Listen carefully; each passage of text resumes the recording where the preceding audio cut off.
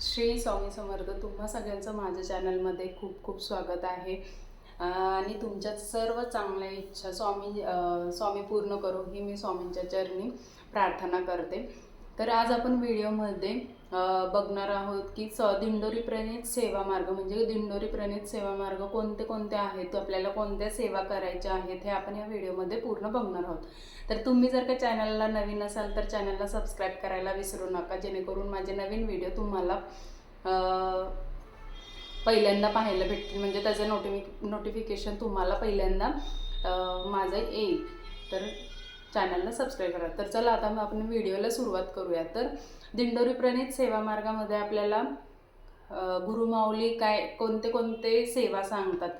तर पहिल्यांदा मी तुम्हाला फक्त स्टार्टिंगवाली सेवा सांगणार आहे, जे की आपण करू म्हणजे पहिला प्रयत्न करायचा की त्या सेवा आपण चालू करायच्या.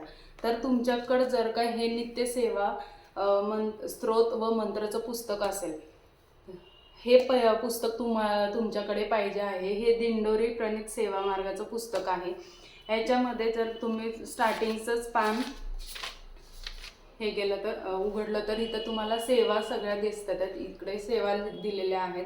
तर मी या सेवा आता तुम्हाला सांगते कोणत्या कोणत्या सेवा आहेत आणि कोणत्या आपल्याला सेवा करायच्या आहेत, म्हणजे जेणेकरून आपले जे काही अडचणी आहेत किंवा आपल्या जे काही निगेटिव्हिटी आहे ती कशी दूर करायची, किंवा आपल्याला काय केल्यानंतर आपले सर्व मार्ग आपल्याला मोकळे होतील, आपल्यावरती संकट येणार नाही, असे मी तुम्हाला ह्याच्यामध्ये सांगणार आहे, जे की स्वामींनी सांगितलेले आहेत की ह्या सेवा केल्याने श्री स्वामी समर्थ ह्या नावातच इतकी शक्ती आहे की जी आपल्याला संकटसुद्धा आपल्याजवळपर्यंत कोणतं येऊन देणार नाही, फक्त नाव घेतलं तरी. जर का तुम्ही सेवा करायला स्टार्ट केला तर आता आपण सुरुवात करूया.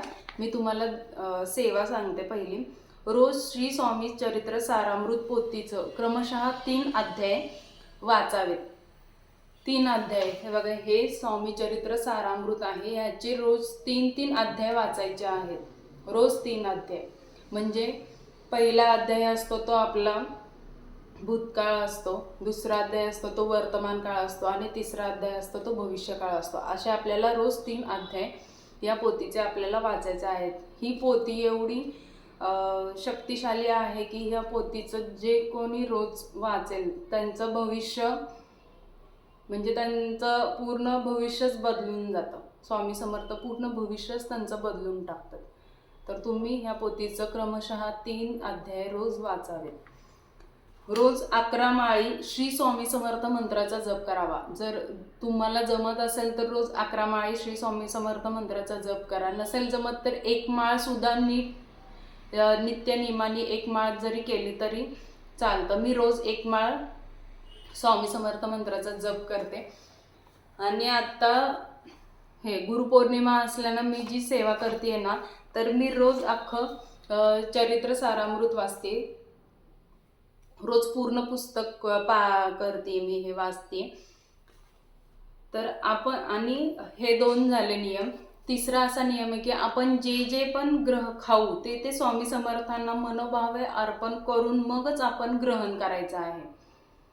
चौथा, प्रातकाली उठताना, रात्री झोपताना व एरवी देखील श्री स्वामी समर्थांचे स्मरण करावे. तुम्ही झोपताना, उठताना किंवा असं कधी बसले तरी स्वामींचे स्मरण करायचे आहे. श्री स्वामी समर्थ महाराजांना रोज नैवेद्य आरती करावी. त्यांची रोज नैवेद्य आरती करायची आहे, जे की ह्या पुस्तकामध्येच सगळं दिलेलं आहे. नैवेद्य आरती कशी काय करायची आहे, सकाळची आरती, संध्याकाळची आरती, सगळं तुम्हाला इथे दिलेलं आहे. तर तुम्ही हे पुस्तक घेऊन घ्या.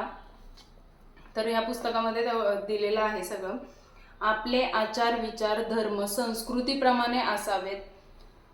मद्य आणि मांस वर्ज्य करायचं आहे, म्हणजे आपल्याला खायचं नाहीये. आपण मांसाहार वर्ज्य करायचा आहे. माता पिता यांच्याबद्दल आदर व त्यांना संतोष होईल असे वागावे.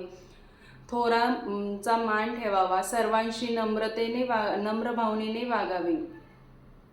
सद्गुरू प्रणित मार्गावर अनन्य श्रद्धा ठेवून इतरांनाही या फलदायी व अनमोल मार्गावर जास्तीत जास्त संख्येने सामील होण्यास प्रोत्साहन करावे.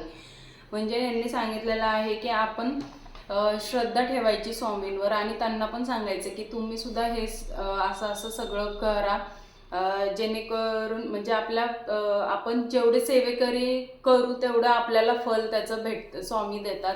म्हणजे आपण सांगायचं ही सेवा करा, तुमचं चांगलं घडेल, म्हणजे घडणारच आणि स्वामी ते करून घेणारच त्यांच्याकडून. तर असं सगळं त्यांच्याकडून करून घ्यायचं, म्हणजे आपण जेवढे सेवेकरी वाढू त्याचं जास्त फल आपल्याला पण भेटतं. कुलदेवतेचे रोज स्मरण नमन करावे, कुलाचार पाळावे, म्हणजे आपण जे मासिक पाळी येते ते पाळायचं आहे आपल्याला. आणि परत रोजच्या रोज घरी पंचमहायज्ञ करावा. मी माझ्या चॅनलवरती पंचमहायज्ञाचा व्हिडिओ अपलोड केलेला आहे, तर तुम्ही ते चॅनलवरती जाऊन बघा.